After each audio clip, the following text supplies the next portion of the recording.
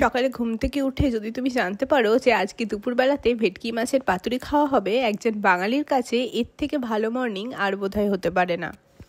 After that refreshing shape শুরু হয়ে গেল পাতুরি বানানোর প্রস্তুতি। পাতুরি ওয়ার্ডটাই নিজের মধ্যে এতগুলো স্মৃতি সঞ্চিত করে রাখে যে বাঙালি হওয়ার অস্তিত্বটাকে আরও বেশি মজবুত করে তোলে। এই ওয়ার্ডটি এসছে পাতা শব্দ থেকে। ট্র্যাডিশনালি কোনো মাছকে মাস্টার্ড পেস্ট, কোকোনাট এবং বিভিন্ন রকম স্পাইস দিয়ে কলা পাতা বা বানানা লিফের মধ্যে র্যাপ করে সেটাকে স্লো কুক করে স্টিম করা বা ফ্রাইড করাটাকে পাতুরি বলা হয়। বানানা লিভের জন্য যে ইউনিক স্মোকি অ্যারোমাটা তৈরি হয় তা কোনো মডার্ন কুকিং মেথড রিপ্লেস করতে পারে না। এটি আমাদের বেঙ্গল এবং বাংলাদেশ দুটি জায়গার মানুষের কাছেই বহু যুগ ধরে খুব পছন্দের একটি খাবার। পুরনো দিনে এটিকে কয়লার মধ্যে বা কাঠের উনুনে বানানো হতো, স্পেশালি যদি কোনো স্পেশাল অনুষ্ঠান হতো বা কোনো ক্লান্ত দুপুরবেলায়। এটা খেতে এতটাই সুন্দর লাগছিল যে ভাষায় প্রকাশ করা যায় না। Perfectly soft fish, mustard hitting just right.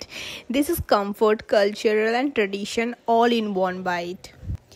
একটা প্লেটে যেন গোটা ছোটবেলাটাকে ফিল করছিলাম। So that's all about my ভেটকি মাছের পাতুরির গল্প। If you love traditional Bengali flavours you must try this at home. Don't forget to like, comment আর বলতে ভুলো না কমেন্টে যে তোমার ফেভারিট বাঙালি ডিশ কোনটা।